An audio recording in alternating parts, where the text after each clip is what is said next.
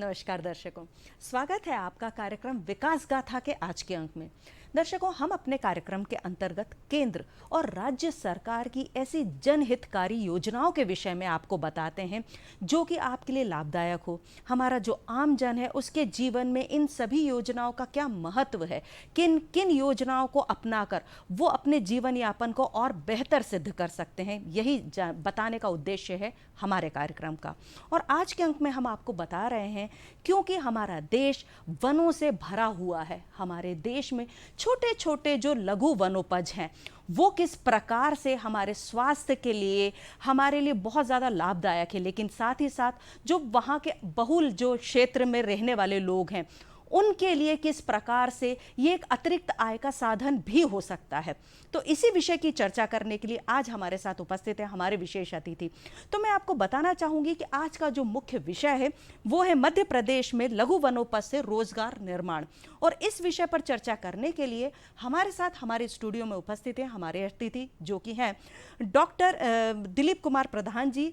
ये मुख्य वन प्रधान संरक्षक हैं। नमस्कार सर, बहुत बहुत स्वागत है आपका।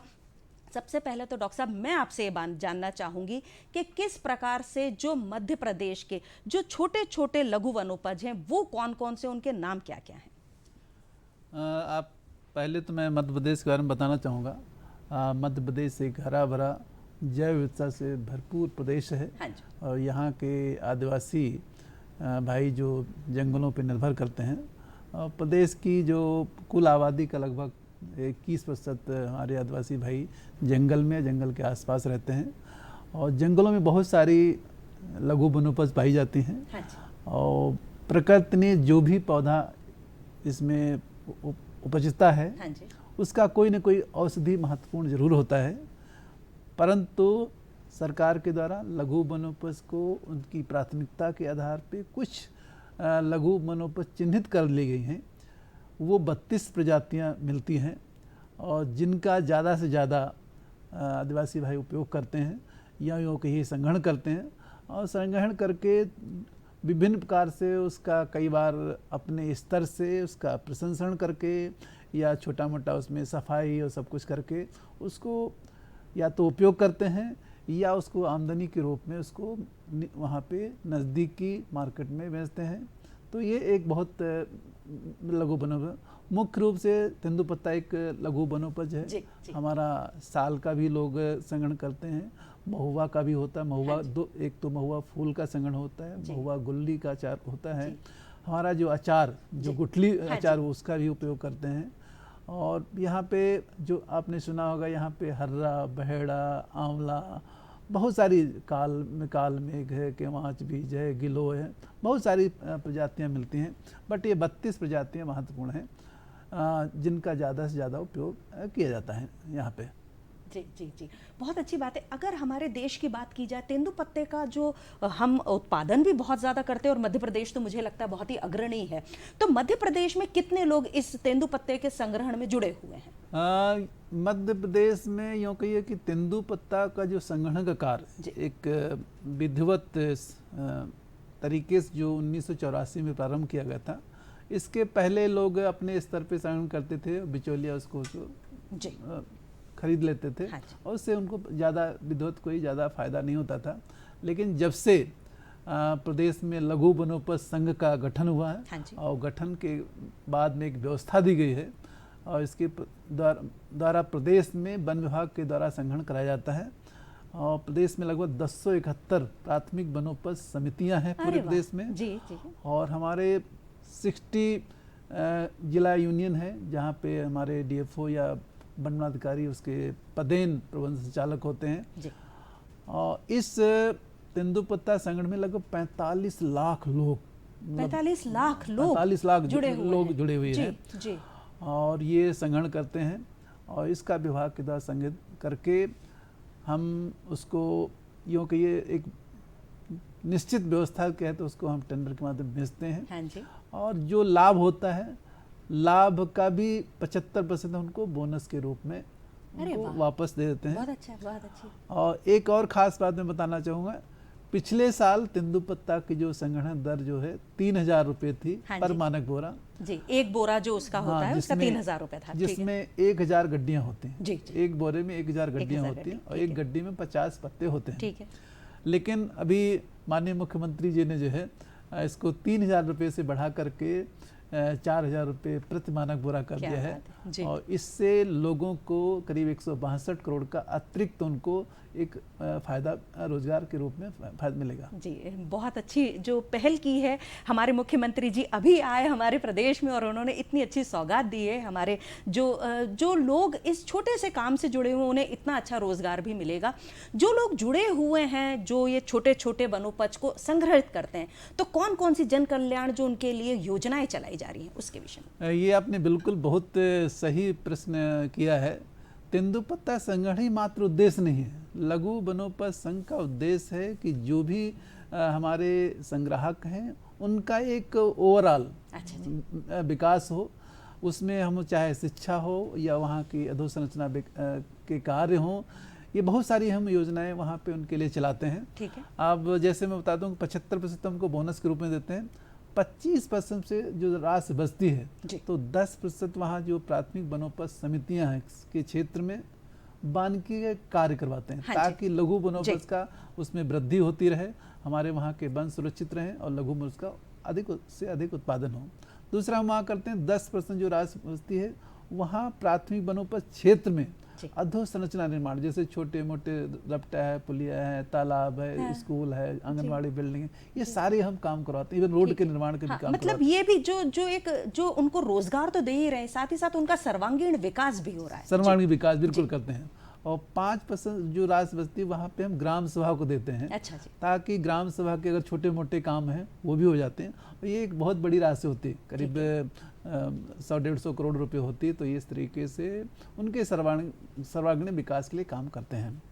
एक और चीज़ है, आपने चूंकि सर्वांगीण विकास की बात किया है तो उनके शिक्षा के लिए भी इसमें प्रावधान किया गया। अरे वाह, बहुत अच्छा। इसमें एक एकलव्य शिक्षा योजना होती है। हाँ जी। इस एकलव्य शिक्षा योजना के माध्यम से वो हाई स्कूल के बच्चे हैं या 11वीं 12वीं के बच्चे हैं या ग्रेजुएशन के बच्चे हैं या कुछ डिप्लोमा करना चाहते हैं, उनको अलग अलग स्तर के बच्चों को जैसे 15,000 रुपये हाई स्कूल देते हैं, 18,000 इंटर को देते हैं, फिर 20,000 रुपये हम ग्रेजुएशन के देते हैं। अगर कोई डिप्लोमा करना चाहता है तो हम 60,000 रुपये देते हैं। अच्छा। तो उनको एक आर्थिक सहायता भी मदद करते हैं।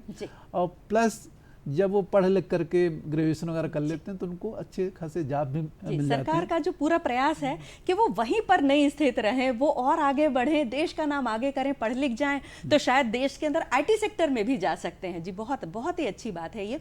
आप ये बताइए कि महुआ तो आजकल मुझे ऐसा लग रहा है कि जब से पिछले जो 2023 था हमने मिलेट वर्ष के रूप में मनाया, पूरी दुनिया ने मनाया, महुए का प्रचार बहुत ज़्यादा हुआ। हर चीज़ में हम जहाँ जाएं मेले में कहीं भी महुए के लड्डू मिल रहे हैं, कहीं अचार मिल रहा है।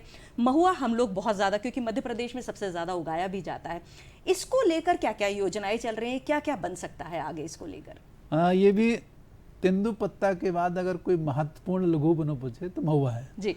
ये जरूर है कि महुआ के बारे में पहले लोग दुष्प्रचार करते थे। हाँ जी, बस वो ये कि मन में था कि वो सिर्फ एक नशे की चीज है, महुआ से केवल एक शराब या उसको बनाते हैं, बट ऐसा नहीं। ये भ्रांति अब लोगों की धीरे धीरे दूर हो रही है। और यूँ सोचिए ब्रिटिश काल में लोग इसलिए प्रतिबंध लगाए थे कि इसका दुरुपयोग होगा या इसका नशे के रूप में इस्तेमाल, बट ऐसा नहीं। अब आयुर्वेद में जितने भी ग्रंथ हैं, जो भी दवाएं, चरक संहिता की जो किताबें हैं, उसमें इसके औषधि गुणों से ये भरपूर है। महुआ एक ऐसा है जिसमें सारे मिनरल्स, सारे पोषक तत्व मिलते हैं। तो तरह तरह के, जैसे हम महुआ प्राश अभी MFP पार्क ने बनाया है। अच्छा, महुआ प्राश भी हो गया है। महुआ प्राश भी बनाया है और ये च्यवनप्राश का ही जैसा है। वाह। च्यवनप्राश में 42-45 इंग्रेडिएंट होते हैं, इसमें केवल 5-6 इंग्रेडिएंट होते हैं। ठीक है। और महुआ एक मुख्य उसमें इंग्रेडिएंट है। एक चीज और मैं बताना चाहूँगा कि प्रदेश में 32 लघु वनोपज में से अभी एक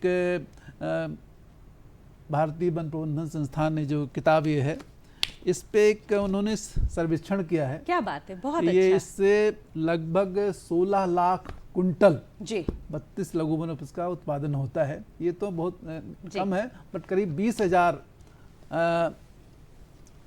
जी 20 लाख कुंटल से भी अधिक होगा। हाँ जी। और इसके हिसाब से इसमें 80-90% तो महुए का उत्पादन है। करीब 9 लाख कुंटल टन जो है महुआ का उत्पादन होता है, और इसमें गुल्ली भी इसी में शामिल है। तो ये देखा जाए कि इसमें जी करीब 11 लाख लोग लगभग इसमें जुड़े हुए हैं महुआ के उसमें व्यापार में, महुआ के उसमें संगठन जी। में। अगर हमारे दर्शक ये जानना चाहें, क्योंकि आपने तो बताया कि महुआ प्राश बनता है, और मैंने भी जहाँ तक सुना है कि महुए से दवाइयों का भी, जो आयुर्वेदिक दवाइयाँ उसमें भी बहुत प्रयोग में लाया जाता है, महुए का क्या प्रयोग है, कितना लाभकारी है वो?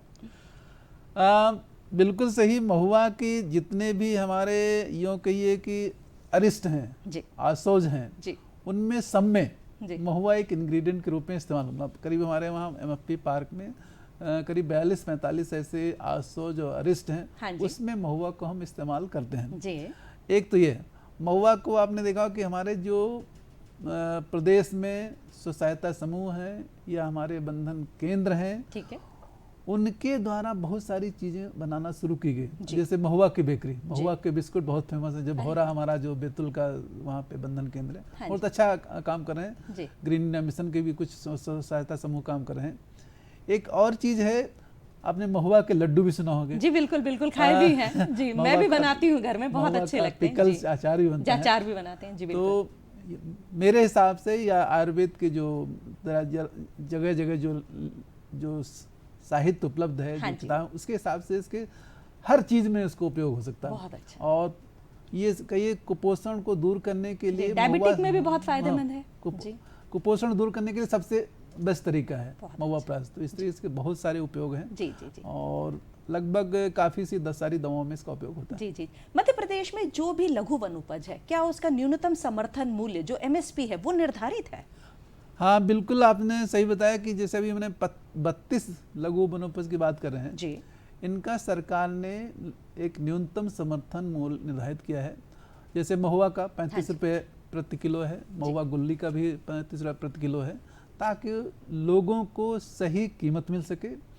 और अगर उनको यूँ कहिए कि स्थानीय तौर पे औने पौने दाम पे बेचना ना पड़े, इसलिए वन विभाग के जो जगह जगह जो केंद्र बनाए जाते हैं सेंटर में, वहाँ पे वो अपना न्यूनतम समर्थन मूल्य पे या MSP पे बेच सकते हैं। जी, बहुत अच्छा है। जो मध्य प्रदेश में छोटे छोटे वनोपज हैं, क्या इनको हम निर्यात भी करते हैं? कौन कौन से वनोपज हैं, कौन कौन से देशों में जाते हैं? ये एक मध्य प्रदेश में अभी पहला प्रयोग हुआ है और काफ़ी सफल रहा है। वैसे हमने 17 में भी थोड़ा सा महुआ का एक्सपोर्ट किया था, करीब 42 कुंटल। बट पिछले वर्ष जो हमने महुआ का एक्सपोर्ट किया करीब 68 टन, अच्छा 680 कुंटल हमने महुआ लंदन को, ब्रिटेन को जो है भेजा है। वो भी आपको जान करके खुशी होगी, महुआ का जो MSP है वो 35 रुपये है, जबकि हमने जो विदेश भेजा वो 110 रुपये प्रति किलो के हिसाब से भेजा है। बहुत अच्छा। तो जो लाभ मिला, जो हमारे स्व सहायता समूह हैं, हमारे जो बंधन केंद्र हैं, उनको ज़्यादा से ज़्यादा उसका लाभ मिल रहा है। ठीक है डॉक्टर साहब, आपसे हमारी चर्चा जारी रहेगी। दर्शकों, आप कहीं मत जाइएगा, हमारी एक बहुत ही सार्थक चर्चा चल रही है। हम जल्द ही लौट कर आएंगे एक छोटे से ब्रेक के बाद।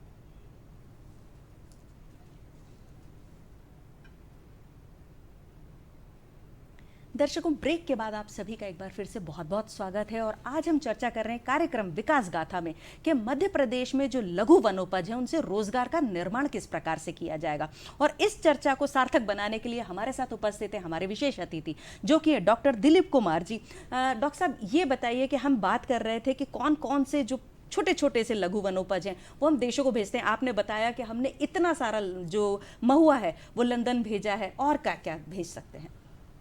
इस पे संभावनाएं हम लोग तलाश कर रहे हैं जी। और विदेशों में कोई भी लघु वनोपज भेजने के पूर्व कुछ मानक हमें निर्धारित करने पड़ते हैं, या यूँ कहिए कि आपसी सहमति से मानक निर्धारित होते हैं जी। जैसे ब्रिटेन वालों ने एक मानक निर्धारित किया कि हमें ऑर्गेनिक सर्टिफाइड महुआ चाहिए। अच्छा। तो हमारा मध्य प्रदेश में जो MP सोका है, ठीक है, मध्य प्रदेश सर्टिफिकेशन एजेंसी है, उन्होंने प्रदेश के जो जगह जगह पे जा कर के उसका सर्टिफिकेशन किया है कि ये जो महुआ उत्पादित होता है ये पूर्णतः ऑर्गेनिक है। अच्छा। इसमें किसी प्रकार के केमिकल्स या पेस्टिसाइड इस्तेमाल नहीं होते हैं। जी। निश्चित रूप से जंगल में कोई चीज अगर पाई जाती या उत्पादित होती, हाँ जी। वहाँ पे स्वच्छ रहती है वो तो। स्वच्छ जी। भी रहती है, बट केमिकल का वहाँ प्रतिबंध रहता जी, है। कोई भी हम फर्टिलाइजर इस्तेमाल अगर नहीं करते जी, हैं जी। तो उन्होंने सर्टिफाई कर दिया है। जी। उसको हम एक हमारा इस वर्ष प्रयास है कि जितनी हमारी जिला यूनियन है वहाँ पे हम महुआ का ऑर्गेनिक सर्टिफिकेशन करवाते हैं। करीब 10 जगह हमारा सर्टिफिकेशन हो गया है। जी। तो एक उनका एक है, और प्लस वो टेस्ट करवाते हैं। हाँ जी। टेस्ट करवाने के बाद में जब अगर मानकों पे खरा उतरता है तो भेजते हैं। अभी जैसे हमने शहद के लिए पिछली बार प्रयास किया था, ठीक है। शहद का सर्टिफिकेशन चल रहा है। जी। शहद के जो उन्होंने कुछ मानक निर्धारित किया है, जी। उम्मीद है हम इस वर्ष कर लेंगे। जी। और महुआ का पिछले वर्ष लक्ष्य था 200 टन का। हाँ जी। चूँकि मौसम काफ़ी ख़राब हुआ और महुआ फूल के आने के समय काफ़ी बारिश हो गई, नमी ज़्यादा हो गई, जिसके से जो गुणवत्ता वाला महुआ था वो संग्रहण नहीं हो पाया। तो इस वर्ष हम लोग सोच रहे हैं कि अच्छा ज़्यादा से आप ज़्यादा। विंध्य हर्बल से भी जुड़े हुए हैं और मुझे लगता है दर्शक भी विंध्य हर्बल पर अब पूरा भरोसा किए हुए हैं, क्योंकि उन्हें मिलती है बहुत ही अच्छी गुणवत्ता की जो वस्तुएं वहां पर वो लेकर आते हैं अपने घर पर। जब वो प्रयोग में लाते हैं तो उनका विश्वास और बढ़ता जाता है कि हाँ, हमें शुद्ध साफ अच्छी चीज मिल रही है। ये बताइए कि जो भी लघु वनोपज के जो संग्राहक हैं उन्हें कैसे पता होगा, क्या उन्हें सिखाया जाता है किन्हीं कार्यशालाओं के द्वारा कि ये जो उनकी गुणवत्ता है, परिपक्वता है, उसके मानक वो कैसे निर्धारित करेंगे? हाँ, बिल्कुल सही आपने पूछा कि स्थानीय तौर पे हमारा जो स्थानीय जो यूँ कि इंडिजिनस जो नॉलेज है जी। ये तो महत्वपूर्ण है ही। साथ ही साथ में किस लघु वनोपज को कब हार्वेस्ट करना चाहिए, उसका कैसे प्रसंस्करण करना चाहिए। ठीक है। प्रसंस्करण की भी विधा है। हाँ जी। प्राइमरी प्रसंस्करण हमारा क्या है, द्वितीय प्रसंस्करण क्या है, और तृतीय जो प्रसंस्करण जैसे एमएफपी पार्क में जो लघु वनोपज होती है उसकी क्लीनिंग होती है, सार्टिंग होती है, हाँ सफाई होती है, फिर टेस्ट करते हैं लघु वनोपज ठीक है या नहीं, तब कहीं दवा बनती है। जी। तो हमारा एक टर्सरी प्रसंस्करण है। अच्छा। इसी प्रकार से हमारी जितनी भी 1071 लघु वनोपज समितियाँ हैं तो समय समय पे एमएफपी पार्क के द्वारा या लघु वनोपज संघ के द्वारा उनके प्रशिक्षण हम लोग आयोजित करते हैं कि आपको आंवले को कब तोड़ना है जी, मतलब अगर कोई लघु वनो वहाँ पे कब काटना चाहिए। हाँ। उसका एक उत्तम समय होता है। बहुत अच्छा। और इसको हमें अगर ध्यान रखें और उसको कैसे स्टोर करना है जी, कैसे सफाई करना है, तो उससे वास्तव में उसकी गुणवत्ता तो अच्छी होती है, साथ ही साथ जो उनको स्थानीय तौर पे मूल्य में भी वृद्धि हो जाती है, 20% अधिक उनको मुनाफा हो जाता है। तो इस तरीके से हमको प्राइमरी प्रसंस्करण की व्यवस्था भी बताते हैं कि कैसे उनको करना चाहिए। जी जी जी। जो भी हमारी सरकार ने एक न्यूनतम मूल्य निर्धारित किया हुआ है, क्या आप उससे संतुष्ट हैं? देखो, ये एक ऐसा प्रश्न है जी। निश्चित रूप से समय समय पे अन्य चीज़ों में कीमतों में वृद्धि होती रहती है। हाँ।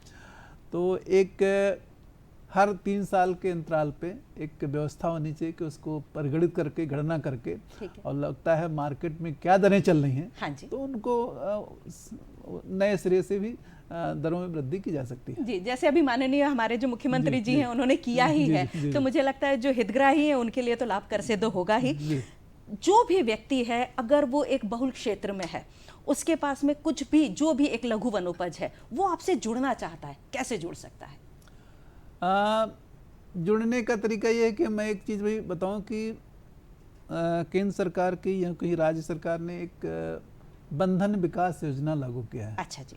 बंधन विकास योजना के तहत जितने भी आदिवासी बाहुल्य क्षेत्र हैं उनमें हम यूँ कि ये 20-20 महिलाओं का एक स्व सहायता समूह बनाते हैं। अच्छा। और करीब 15 समूहों को मिलाकर के एक क्लस्टर बनता है। उसमें लगभग 300 महिलाएं होती हैं जी। इन क्लस्टर का या इन बंधन विकास केंद्र का उद्देश्य ये रहता है कि वहाँ पे स्थानीय तौर पे लघु वनोपज कौन कौन सी उपलब्ध है, जो ज़्यादा बहुतायत मिलती है उसको प्रसंस्करण के लिए प्रेरित किया जाता है जी। और उससे ज़्यादा मूल्य में वृद्धि हो उसको हम समझाते हैं, और एक व्यापारिक तौर पे ऐसी व्यवस्था ताकि वो उसको आगे चल करके ज़्यादा से ज़्यादा लाभ कमा सकें। तो उसके लिए हम एक प्रशिक्षण देते हैं, और जो छोटे मोटे टूल्स या मशीनरी जो ज़रूरत पड़ती है वो भी इसमें दी जाती है। इस तरीके से एक क्लस्टर में करीब 15 लाख रुपए सरकार की तरफ से सहायता भी दी जाती है। तो ये एक बहुत बड़ी व्यवस्था है कि कम से कम आदिवासी भाइयों को उनको जो है ट्रेड की तरफ, लघु वनोपज के व्यापार की तरफ से या अच्छे व्यापारिक उसके लिए उनको प्रेरित किया था एंड प्रशिक्षित किया था। ये मुख्य उद्देश्य होता है। जो महिलाएं हैं घर में बैठी हैं, उन्होंने जाके अगर इकट्ठा करके लेके आई हैं, लेकिन अब उन्हें आगे प्रशिक्षण देना है, उन्हें प्रसंस्करण सिखाना है, इसकी क्या व्यवस्था है? इसमें भी कुछ हमारे जो एक्सपर्ट लोग होते हैं उनको हम उनसे ट्रेनिंग दिलवा देते हैं, और इसमें हमारा जो एमपी पार्क है वो भी समय समय पे महिलाओं के लिए प्रशिक्षण आयोजित करते हैं, या फिर अन्य विभाग जो संबंधित जो इसमें विषयता रखते हैं उनके माध्यम से उनको ट्रेनिंग दिलवाते हैं। और या अगर ज़रूरत पड़ती है अगर तो एक्सपोजर विजिट, जैसे एक केंद्र अच्छा काम कर रहा है तो दूसरी जगह हम उसको भेजते हैं। अब जैसे मैं आपको बता दूं तो हमारा रेहटी एक प्राथमिक वनोपज समिति है। हाँ जी। करीब 70-72 दवाएं बनाते हैं। ठीक है। और उसका भी लगभग एक 50 से 60 लाख रुपए एनुअल उसका एक टर्नओवर है। तो इस तरह के बहुत सारे छोटे छोटे हमारे यूनिट्स हैं जो लघु वनोपज प्रसंस्करण में कार्य करते हैं। जी, चलते चलते ये बताइए कि आपका जो वन जो मंडल है वो बहुत ही साकार एक प्रयास किया हुआ है मध्य प्रदेश के लिए, जो कि वन मेला लगाते हैं पिछले 12 सालों से। उसके लिए आप लोगों को कैसे सूचना देते हैं, कैसे ये जो अंतर्राष्ट्रीय स्तर पर इतना शानदार लगाते हैं, उसके विषय में अगर थोड़ा सा चलते चलते बताएं। ये बिल्कुल सही है कि पिछले 12 साल से हम अंतर्राष्ट्रीय वन मेला का आयोजन करते हैं, और इस मेले का मुख्य उद्देश्य ये रहता है कि हमारे जितने भी लोग प्रदेश के आदिवासी भाई या जितने लोग भी लघु वनोपज के संग्रहण में या यूँ कहिए हर्बल प्रोडक्ट में जो डील करते हैं उनको एक हम मंच उपलब्ध कराते हैं। हाँ जी। और इसमें प्रदेश के ही नहीं वरन पूरे देश के लोग आते हैं। और आपने देखा इसी में एक हम अंतर्राष्ट्रीय एक सेमिनार का भी आयोजन करते हैं जिसमें विदेशों के लोग भी आते हैं। हाँ, लोगों को सीखने का मौका मिलता है। हम एक बायर सेलर्स मीट, क्रेता विक्रेता एक सम्मेलन भी करवाते हैं जिसमें इस विधा से या स्टेट से जो जुड़े हुए लोग होते हैं वो लोग भी सम्मिलित होते हैं। कौन सी चीज़ कितनी मात्रा में उपलब्ध हो सकेगी, कौन सी चीज़ कहाँ पे कितना उनको सप्लाई करना है, तो ये एक आपस में ज्ञान का आदान प्रदान होता है। प्लस उनको एक नए क्ल्यूज नया मिलता है कि कैसे हमें अपने गांव में या अपने क्षेत्र में जाकर के उसको हम कैसे प्रसंस्करण करेंगे, कैसे ज़्यादा से ज़्यादा आमदनी कमाई करेंगे। तो बहुत बड़ा मेले का रोल रहता है। आपको भोपाल में तो काफी बेसब्री से लोगों को इंतजार रहता है। बिल्कुल, डॉक्टर्स भी रहते हैं वहाँ पर। मेले का आयोजन होगा और उसमें हमारे आयुर्वेदिक डॉक्टर भी निःशुल्क सेवा देते हैं। तो बहुत ही एक यूँ से ये एक ऐसा प्रयोग अपने प्रदेश में हो रहा, ऐसा कोई हमें नहीं जानकारी कि अन्य प्रदेशों में इस प्रकार का नियमित आयोजन होता हो। आप उसके लिए प्रेरणा स्रोत हैं कि दूसरे जो प्रदेश हैं वो भी इसी काम को आगे बढ़ाएं और लोगों की जनहितकारी योजनाओं को बताएं। आप आए हमारे स्टूडियो में और इतनी अच्छी जानकारी दी, उसके लिए आपका बहुत बहुत धन्यवाद। नमस्कार दर्शकों, कार्यक्रम विकास गाथा में आज हमने सार्थक चर्चा की। जो छोटे छोटे लघु वनोपज हैं वो हमारे स्वास्थ्य के लिए कितने हित करें, साथ ही साथ एक अतिरिक्त आय का साधन कैसे जुटा सकते हैं, यही हमने आपको बताया। अगले अंक में फिर होगी मुलाकात कुछ अन्य और रोचक जानकारियों के साथ। तब तक के लिए पूर्वा आज्ञा चाहती है आपसे। नमस्कार।